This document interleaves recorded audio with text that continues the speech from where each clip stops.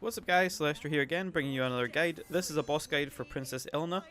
She is actually quite a fairly straightforward boss after all the crazy bosses you've had up to this point. She feels like one of those breather bosses where it's just a bit of a chance to chill out. I think I killed her after like 3-4 attempts maybe. And yeah, she pretty much just has these rapier moves where she really quickly stabs you. So good opportunity to brink guard or dodge and hit her if you really want to. When she does that, that's a very good opportunity to like almost stagger her. When you brink block that, she basically just stands there for a few seconds and you can just wail on her. With Greatsword, that's the kind of thing you need to do. If you're using something like the dual blades or the spear, obviously this fight's probably going to be a bit easier because you'll just get in and just drain her stamina. Because obviously, as you can see, she's one of the bosses that has a white stamina bar, so that means she can recover her stamina if she backs up, which she does quite a lot, as you can see here. So she's constantly just dancing in and out of you, trying to like hit you and regain her stamina after she's stabbed you a few million times like she's doing here. So yeah, she's a bit of a mental boss, but also a chill boss at the same time. She has moves that are very easily brink blocked. She doesn't have crazy amounts of health, and thankfully she doesn't actually have a second phase. She has a pseudo second phase when it comes to like halfway through the fight when her health's a little bit depleted. But she just starts using magic. That's pretty much it. She doesn't really go into a crazy new form or anything like that. So, like I said, one of the chill bosses where you can just learn her and then just get past her and then progress on to the next one. So you can see, she literally, all she's doing is just dancing around using her stab attacks. Just like this.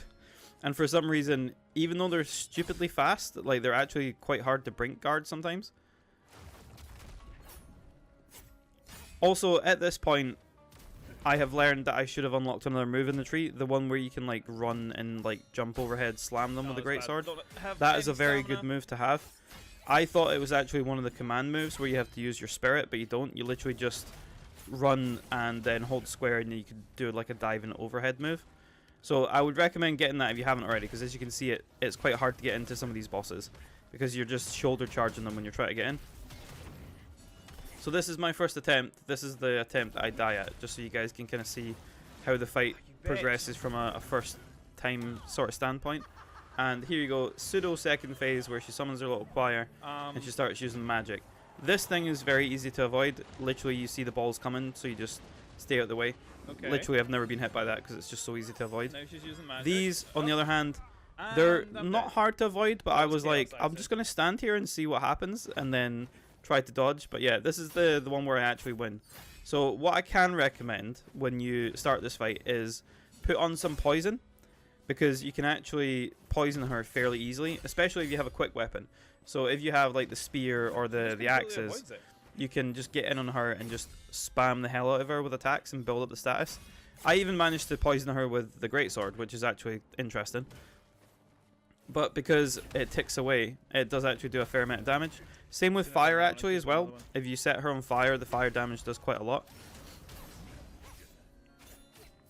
But as you can see here, pretty much basic from the start, just the same as before.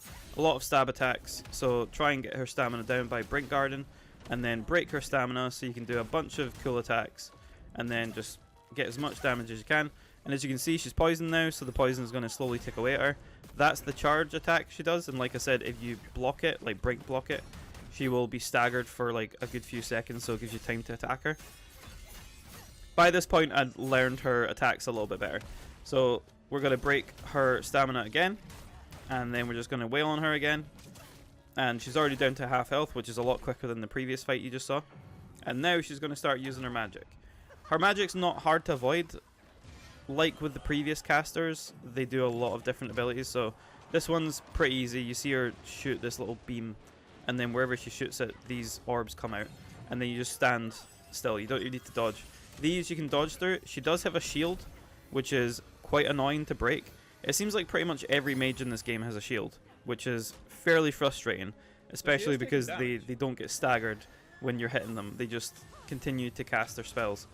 So you need to make sure you break the shield as fast as possible. Similar to Bellarine, she'll still drain her stamina while she's in this field, as you can see here when she's doing the spells. But if you want to basically stagger her and like get an attack on her, like a brutal attack, you need to make sure it's broken.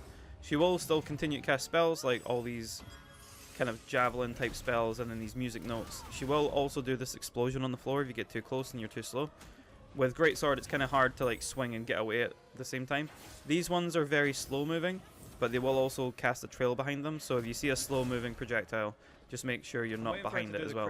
And then she'll do this wall thing, which is basically like a claw attack. So make sure you're not anywhere near that. Basically leaves a wall there, which will damage you if you're near it. Yeah, Chaos seems to be probably one of the like most dangerous things in this game, just because of the fact that if it builds up, your health is going to get reduced. And as you saw there, I blocked her first one, but then in this second phase, air quotes, because it's not technically a second phase, that's the grab. She has the grab as well, and then those big stabs that she does. If you don't block it fully, she'll do that trail behind her that also spawns like a big trail of chaos. And then it's pretty much just the same. So her shield's gone now, so now we just need to basically just wail on her, get her stamina down, and then kill her. So not too much to do with this boss. She's fairly straightforward. She doesn't have a second phase, technically. The only thing you saw there is just like the magic portion of the fight. She will eventually do that again if you're too slow. So she just has her normal things here, but she will eventually go back into the magic phase. And that's pretty much it for Princess Ilyna fight, guys. Hopefully this guide has been helpful. If it has, leave a like. Share the video. I'll be doing more boss guides for the other ones because I've actually completed the game now. And the final boss is absolutely amazing. So if you're looking for any tips on them, just feel free to stay by the channel. I'll show you some more boss fights. And yeah, hopefully you have a good day. I'll see you in the next video. Bye-bye.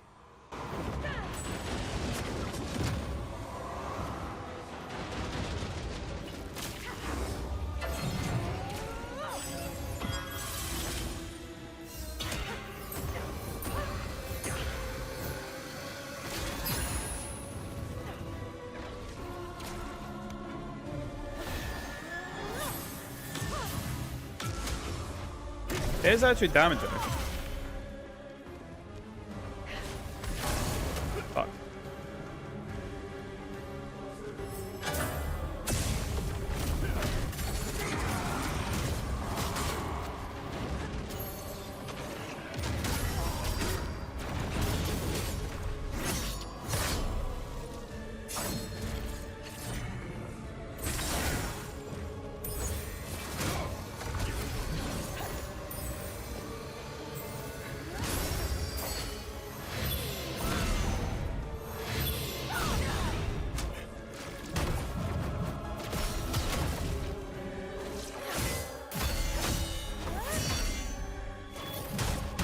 Yes!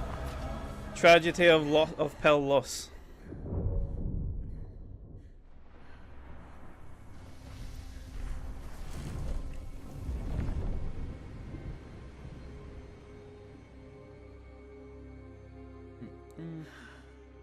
She's cool.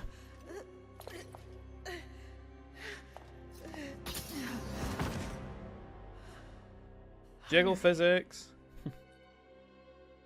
My torment is at an end. Thank you. No, come to the spirit realm with us and play the harp.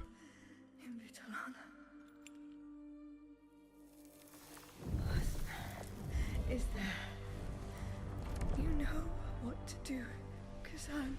End this evil.